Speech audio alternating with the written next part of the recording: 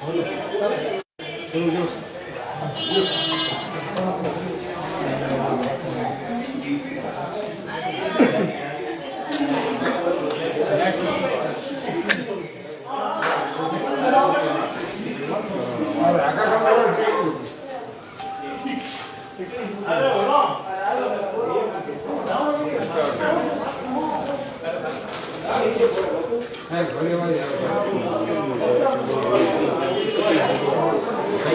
दूसरे मित्रों बीच में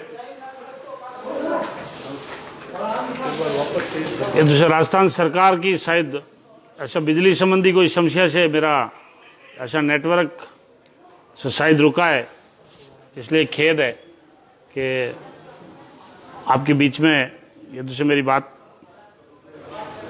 दूसरे रुक गई थी।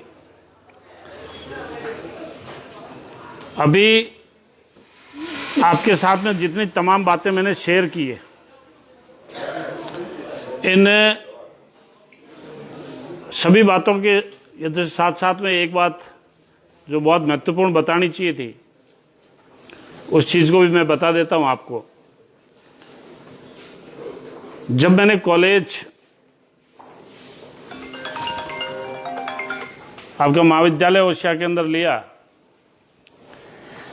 22 लोगों की पोस्टों में से 11 लेक्चरार थे। 11 लेक्चरार यहाँ शिक्षा दे रहे थे। आज महाविद्यालय की क्या हालत हो गई है, सिर्फ 4 से 5 प्रोफेसर बैठे हैं। आपके यहाँ कोई अधिकारी आना नहीं चाहता, कोई काम करना नहीं चाहता, एसडीएम आना नहीं चाहता, बीडीओ कोई लगना नहीं चाहता है। आपने बावड़ी में बीडीओ के आदेश कराए, वो आपके यहाँ काम करना नहीं चाहता। आपके तिवरी में कोई बीडीओ काम करना नहीं चाहता, ओसिया में कोई बीडीओ काम करना नहीं चाहता, तिवरी तहसील में कोई काम करना नहीं चाहता। अधिकारी आपका एक भी यहाँ ओसिया विधानसभा क्षेत्र में काम नहीं करना चाहता। बिजली घर में जाएं, वहाँ एएनई, जेएनई, ट्रांसफार्मर जले हुए 6-6 महीने हो गए। आप 132 केवी वाला जो ट्रांसफार्मर है, वो ट्रांसफार्मर आप ऐसा लगा नहीं सकते।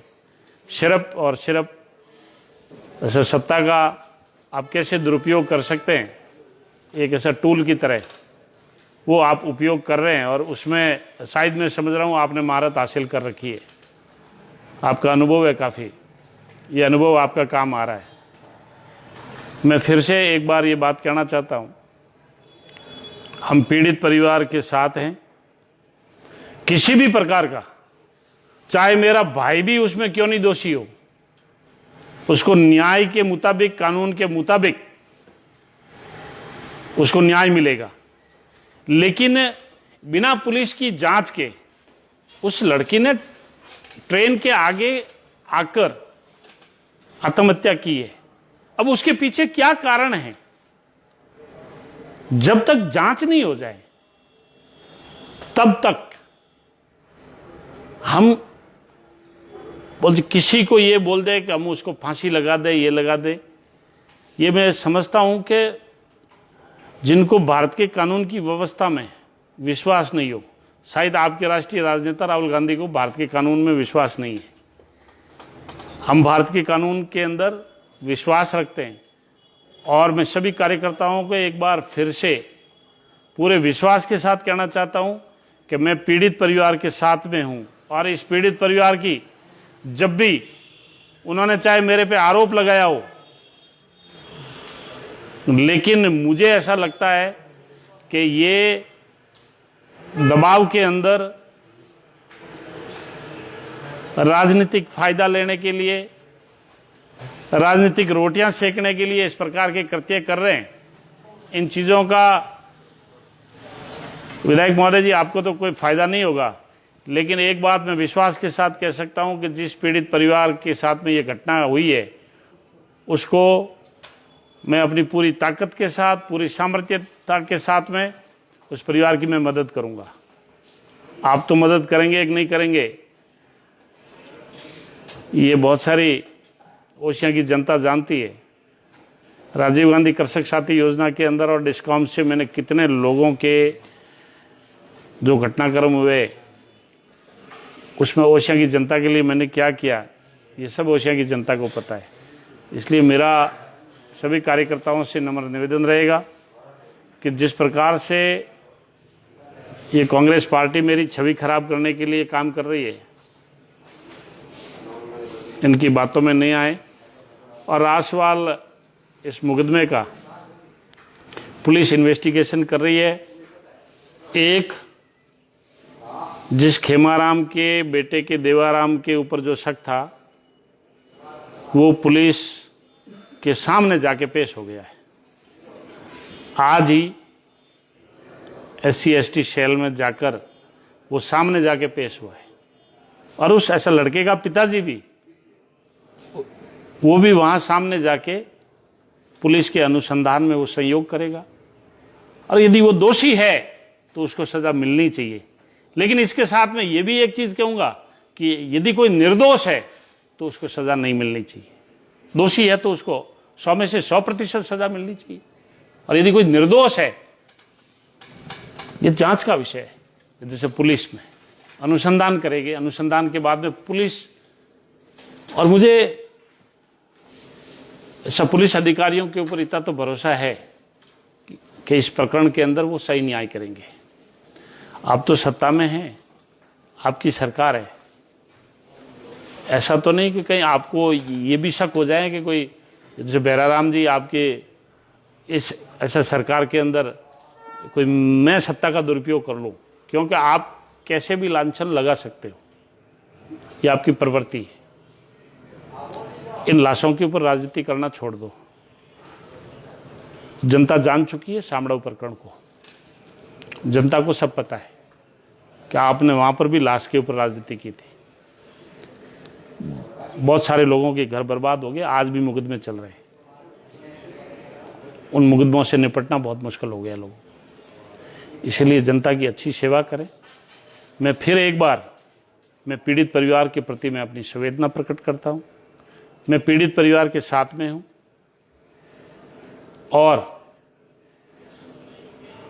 गांव का जो सौहार्द ये कांग्रेस के लोग कुछ बिगाड़ना चाहते हैं। मेरा पुलिस प्रशासन से भी ऐसे मैं बात करूंगा, आम जन से भी मैं ये बात करूंगा कि कुछ बाहरी लोग आकर गांव का सौहार्द बिगाड़ने की पूरी चेष्टा कर रहे हैं कि गांव का सौहार्द, गांव का भाईचारा, गांव का प्रेम आपस में बिगड़े।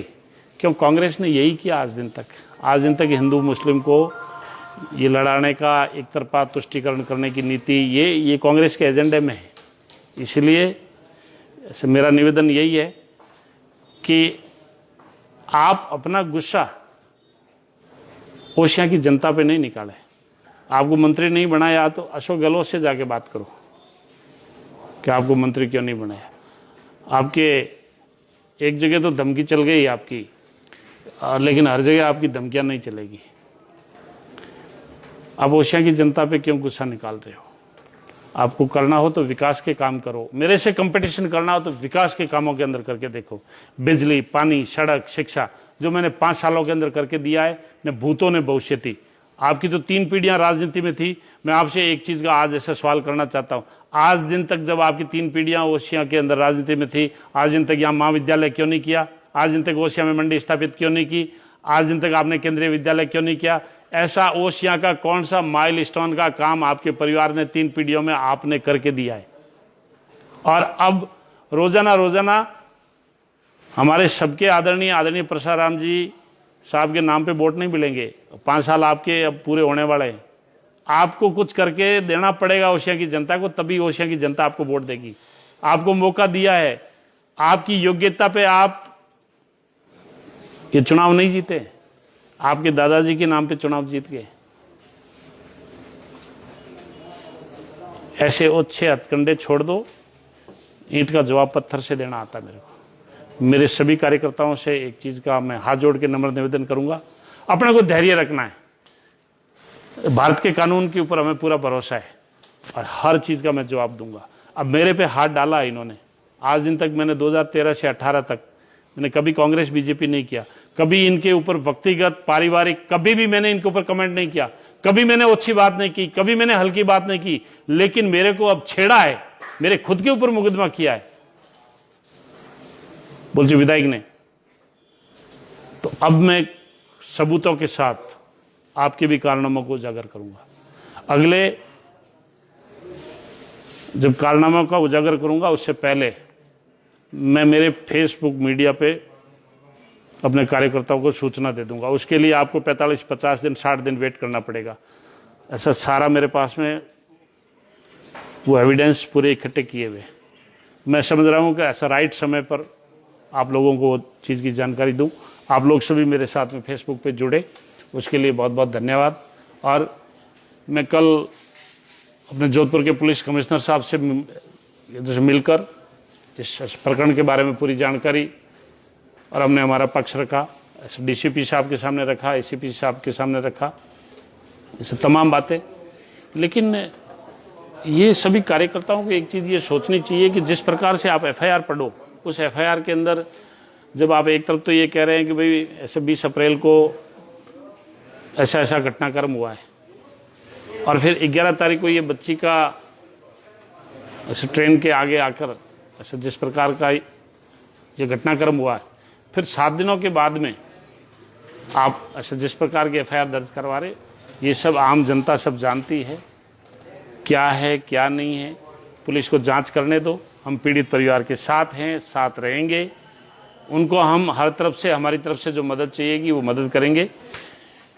सभी SC ST और मेरे मेघवाल समाज के सभी लोगों से भी इस बात का निवेदन रहेगा, कांग्रेस ने आज दिन तक आपके वोट लिए हैं, कभी कांग्रेस ने आपको काम करके नहीं दिया है।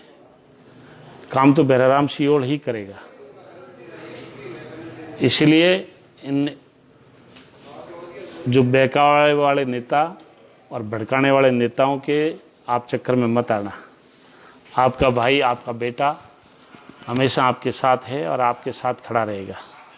और कुछ लोग अनर्गल बातें जो फेसबुक पे लिख रहे हैं, उनसे भी मेरा निवेदन है कि वहाँ मांडिये आकर आप 50 नहीं 100 लोगों से पूछ लो सच्चाई क्या है। फेसबुक पे कुछ चीज़ें लिखने से ऐसा नहीं होता है। सच्चाई सच्चाई ही रहती है। सोना 24 कैरेट का है तो 24 कैरेट का ही रहेगा। आप लोग सभी मेरे साथ में फेसबुक पे जुड़े, आपने मेरी बात ध्यान से सुनी, उसके लिए सबको बहुत बहुत अभिनंदन। और अगली बात जब भी मैं कहूँगा इस बात की आपको मैं सूचना दूंगा। सबको मेरा प्रणाम, सबको मेरा अभिनंदन। आपने मेरे को इतना ध्यान से सुना, इतनी मेरी बात को आपने इतनी देर तक ऐसे मेरे साथ में फेसबुक पर रहे। सबको एक बार सबको राम राम, बहुत बहुत धन्यवाद।